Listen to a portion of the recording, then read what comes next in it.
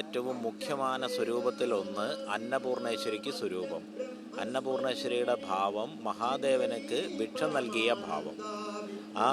ആ സങ്കല്പത്തിൽ അന്നമാണ് ഏറ്റവും പ്രധാനമായിട്ട് ദേവതാ വിഷയത്തിൽ ശ്രദ്ധിക്കേണ്ട ഒരു കാര്യം. ഈ അന്നമാണ് നമ്മുടെ ശരീരമായിട്ടിരിക്കുന്നത്, പ്രാണനായിട്ടിരിക്കുന്നത്.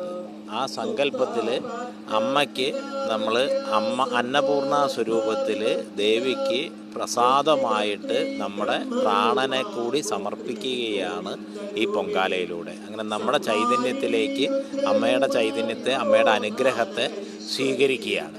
അത് തിരുവനന്തപുരത്ത് ആറ്റുകാൽ ഭഗവതി ക്ഷേത്രത്തിൽ ലക്ഷക്കണക്കിന് അമ്മമാർ വന്ന് വലിയ രീതിയിൽ പൊങ്കാല നടക്കുന്ന ദിവസമാണിന്ന്. ആ ദിവസം പൗർണമിയാണ്, മാശി മകമാണ്.